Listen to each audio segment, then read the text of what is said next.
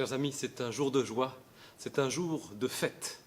Malgré le confinement, malgré les ombres qui planent sur nous, l'incertitude, la lassitude, la solitude, malgré l'impossibilité de nous rassembler les uns aux côtés des autres pour célébrer Dieu, pour prendre le repas du Seigneur, voilà une bonne nouvelle. Le Christ est ressuscité. Pour quiconque met sa confiance en lui, cette promesse de vie est offerte. Loué sois-tu, ô notre Dieu, pour ton amour, pour ta lumière qui illumine nos jours d'une clarté nouvelle. Gloire à ton nom.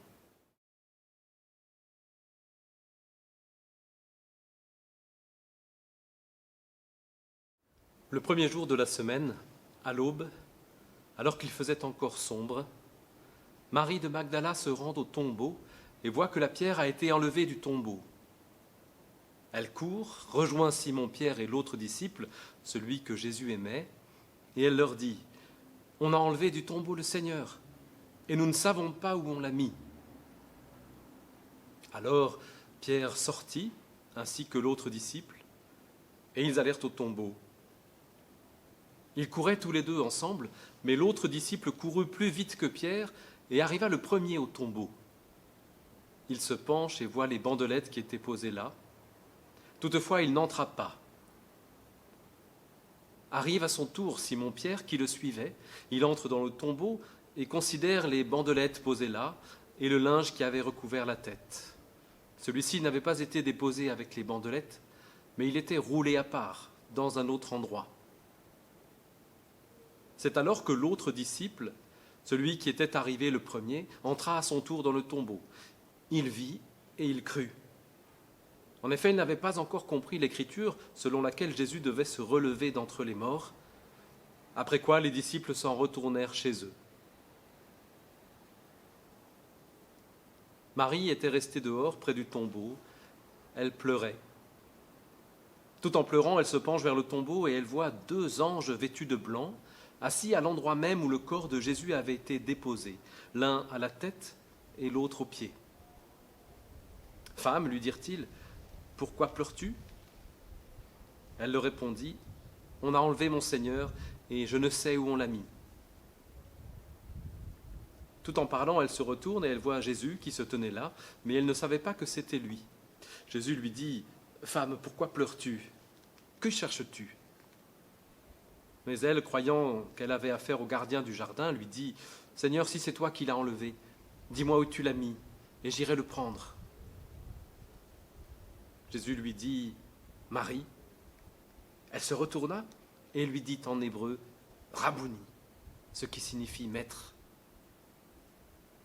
Jésus lui dit, « Ne me retiens pas, car je ne suis pas encore monté vers mon Père.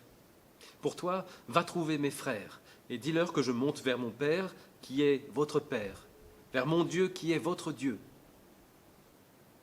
Marie de Magdala vint donc annoncer aux disciples, « J'ai vu le Seigneur, et voilà ce qu'il m'a dit. »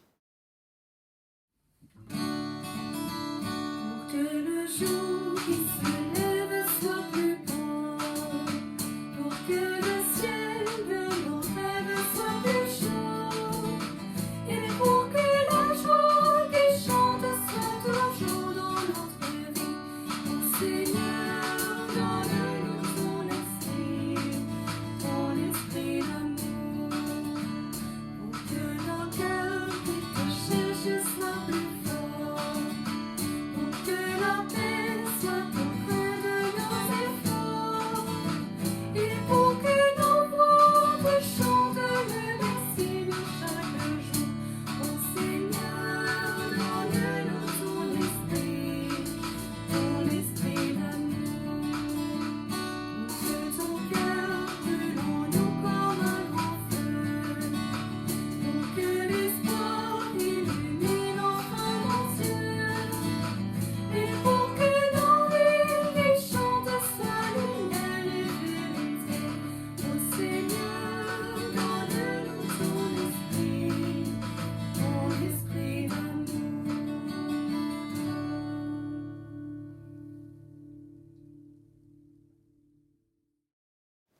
à l'aube alors qu'il faisait encore sombre. Voilà le matin de Pâques tel que le récit nous le décrit dans ses tout premiers instants, pour ses tout premiers témoins de la résurrection. Marie de Magdala qui découvre le premier indice, la pierre n'est plus là, le tombeau est ouvert, et puis Pierre et l'autre disciple qui vont entrer dans le sépulcre pour ne découvrir que des restes de l'embaumement, les bandelettes et le linge qui conservaient le corps de Jésus. Ce sont maintenant de simples objets sans utilité. La mort n'a plus d'emprise sur lui. Voilà les premiers moments de ce temps nouveau initié au matin de Pâques par la résurrection du Christ. Un temps qui nous porte encore aujourd'hui, alors que nous sommes appelés, à la suite de ces premiers témoins, à croire que Dieu a vaincu la mort une fois pour toutes. Appelés à entrer, nous aussi, dans ce temps nouveau de la confiance et de l'espérance. Mais à bien y réfléchir, cette femme, Marie, et ses deux disciples ne sont pas, au sens propre, les témoins de la résurrection. Ils n'assistent pas à l'événement même, mais le récit les met en scène comme après coup. La résurrection est révélée d'une bien étrange façon. Elle se dit d'abord dans une absence. Le tombeau est vide. Si Jésus n'est pas là, au tombeau, dans ce lieu de mort, c'est alors qu'il est vivant, quelque part ailleurs. Les deux disciples le comprennent bien à la lumière de leur foi. Leurs attitudes parlent d'elles-mêmes. Sans s'attarder, ils savent que Jésus ressuscité doit les retrouver. Alors, les voilà, ils n'échangent pas un mot, ils retournent chez eux. C'est d'ailleurs ce que raconte le texte qui suit immédiatement notre récit. Le soir même de Pâques, Jésus apparaît aux disciples dans la maison où ils se trouvent rassemblés. Mais pour Marie, la démonstration par l'absurde n'est pas la plus convaincante. Le tombeau vide ne lui révèle rien d'autre qu'une double peine, en quelque sorte. Un néant encore plus dur à supporter. Elle était venue trouver un objet à son deuil, et voilà qu'on lui ôte jusque dans ses pleurs toute possibilité de retrouver Jésus. On a enlevé son Seigneur. Il a disparu et elle ne sait pas où on l'a mis. Oui, le vide du tombeau n'apporte pas à Marie le réconfort et l'espoir de le retrouver vivant.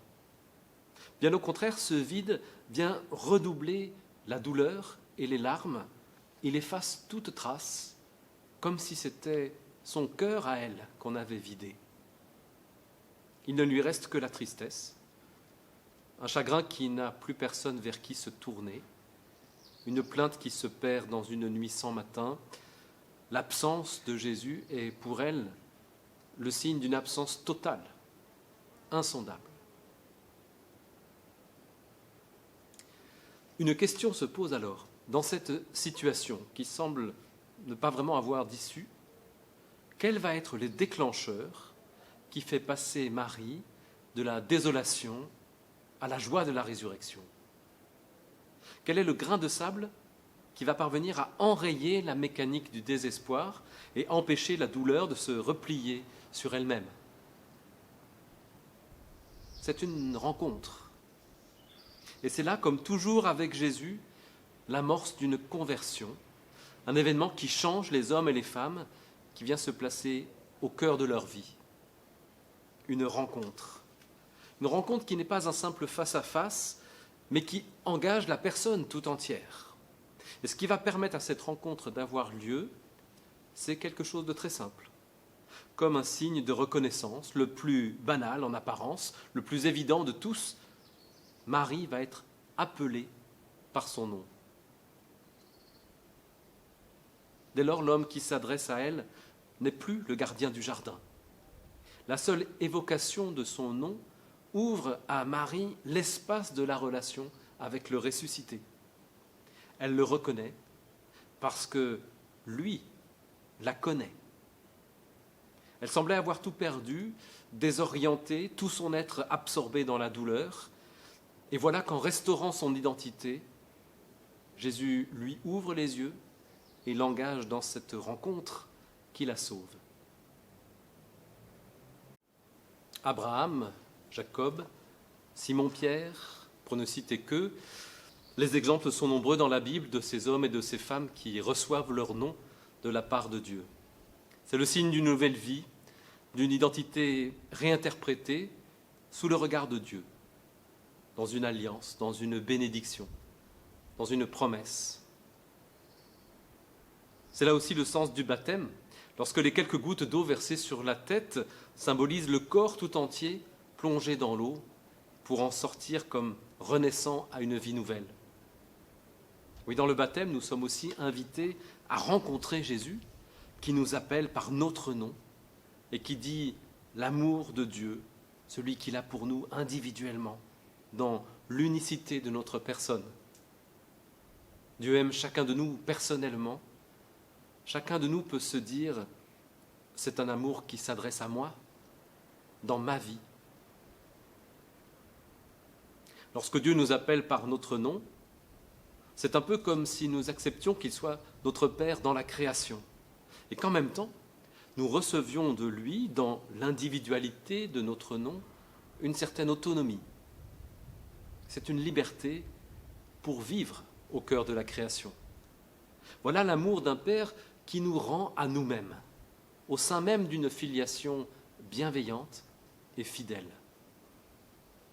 Voilà l'amour d'un Père qui promet la joie d'une vie qu'il nous revient d'écrire, mais que nous savons éternelle dans la toute-puissance de son amour.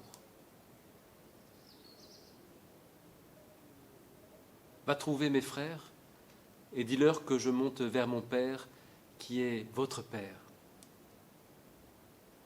C'est la première fois dans l'Évangile que Jésus parle de ses disciples comme ses frères. La résurrection concentre ce lien qui se noue en Jésus entre Dieu et les humains. L'événement extraordinaire de Pâques atteste cette nouvelle alliance que Dieu fait avec tous, en se présentant à nous comme un Père qui nous connaît, chacun particulièrement, et qui nous donne son amour sans condition. Oui, la résurrection de Jésus inaugure une nouvelle relation à un autre mode de présence du Christ au monde, dont Marie est la première à faire l'expérience. Qui cherches-tu ? C'est la question posée par l'homme que Marie prend encore pour le gardien du jardin. C'est peut-être aussi la question que nous pourrions nous poser. Au moment où elle retrouve celui qu'elle croyait mort, Marie entend la mise en garde de Jésus. Ne me retiens pas. Elle qui souhaiterait peut-être prolonger ses retrouvailles et entendre à nouveau son maître enseigner, la voilà qui doit repartir, renoncer à garder la main sur lui, car elle a désormais une mission claire, annoncer que Jésus est vivant, témoigner de cette rencontre. Cette annonce et ce témoignage nous parvient encore aujourd'hui, car des hommes et des femmes continuent d'être témoins de l'Évangile.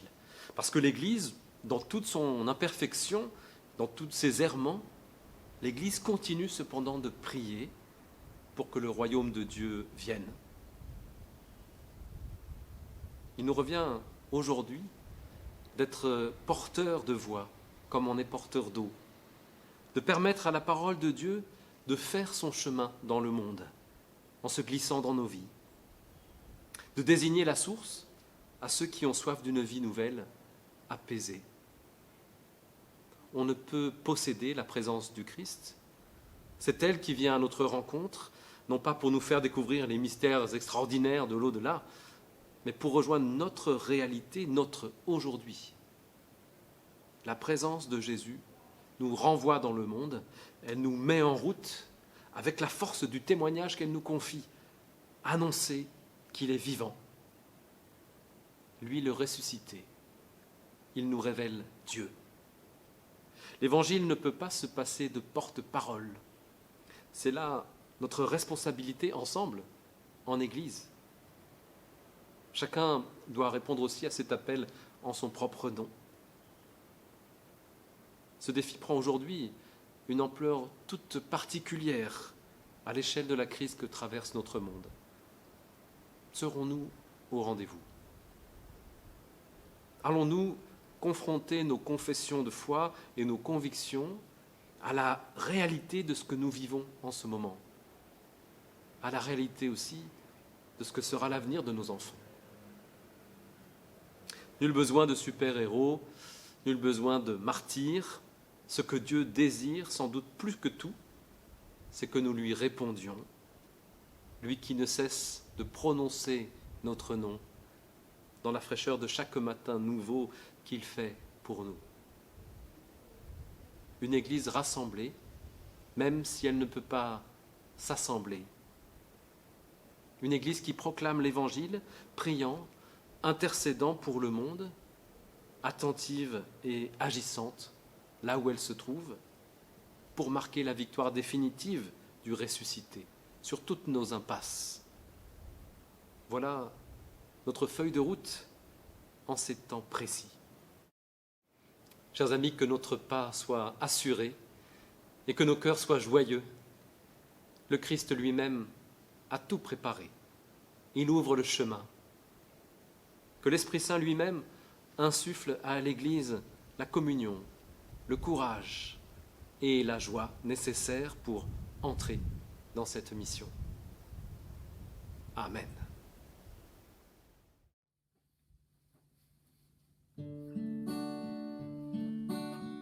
Let all who are thirsty come, let all who wish receive the water of love freely.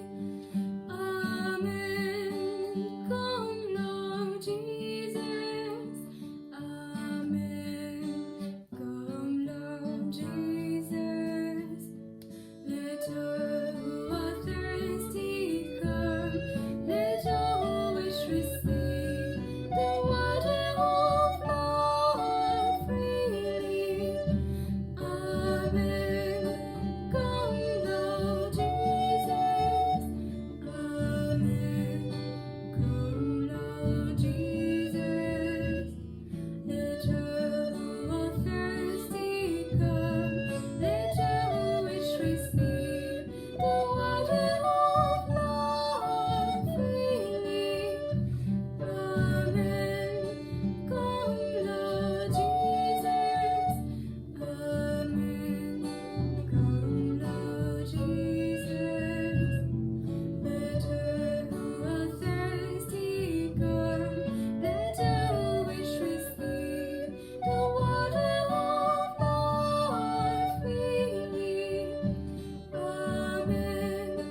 Come, Lord Jesus.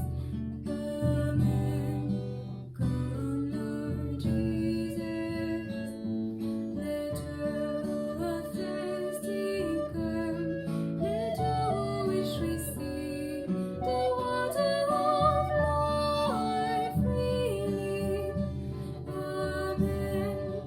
Come, Lord Jesus. Amen. Come, Lord Jesus.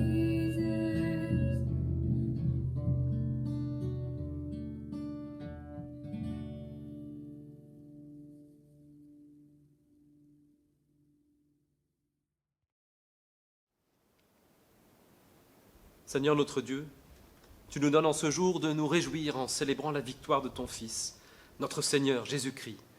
Victoire sur les puissances de mort et de destruction à l'œuvre en nous, parmi nous et dans le monde. Par ta parole, par notre baptême, par la communion spirituelle qui nous rassemble, tu nous dis que Jésus le Christ s'est lié à notre mort pour que nous vivions avec lui une vie renouvelée par sa résurrection. Désormais, nous pouvons marcher en ce monde, en femmes et en hommes libérés des chaînes qui voudraient nous retenir captifs. Nous te disons notre joie et notre reconnaissance pour cette assurance qui transfigure notre vie. Nous te prions pour toutes celles et tous ceux que la mort enserre en ses liens, les mourants, les endeuillés, celles et ceux qui souffrent dans leur corps ou leur esprit, celles et ceux qui ne peuvent pas se réjouir parce que l'espérance ou tout simplement l'espoir les a quittés, celles et ceux qui peinent en accompagnant un proche. Par ton évangile d'amour, que ton esprit les enveloppe de ta paix. Nous te prions pour les prisonniers, les femmes et les hommes opprimés ou méprisés, celles et ceux que l'on maltraite, les populations déplacées, prises en otage des conflits, les familles captives des injustices sociales. Par ton évangile de justice, que ton esprit prenne leur défense. Nous te prions pour celles et ceux qui sont prisonniers d'eux-mêmes, de leur orgueil, de leur égoïsme, de leur haine, de leur peur, de leurs intérêts mal compris.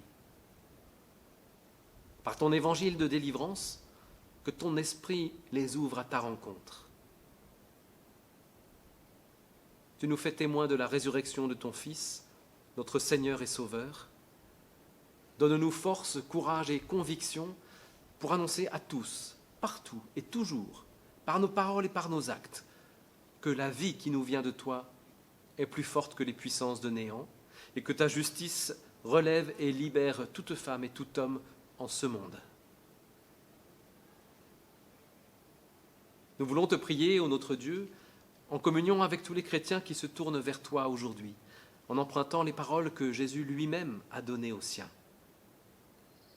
Notre Père qui es aux cieux, que ton nom soit sanctifié, que ton règne vienne, que ta volonté soit faite sur la terre comme au ciel. Donne-nous aujourd'hui notre pain de ce jour. Pardonne-nous nos offenses, comme nous pardonnons aussi à ceux qui nous ont offensés. Et ne nous laisse pas entrer en tentation, mais délivre-nous du mal, car c'est à toi qu'appartiennent le règne, la puissance et la gloire, pour les siècles des siècles. Amen.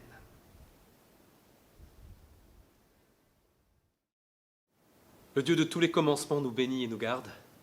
Il nous appelle dans son amour à placer nos vies dans la confiance et la paix offerte en Christ ressuscité. En tout temps et de toute manière, il commence et recommence avec nous sur les chemins de nos existences, avec obstination, persévérance, avec fidélité. Il est pour chacune et chacun d'entre nous un compagnon de tous les instants. Il nous donne par son Esprit Saint le souffle d'une Église vivante et rassemblée en communion. Que la joie de la résurrection soit votre souffle pour aujourd'hui et pour demain. Amen.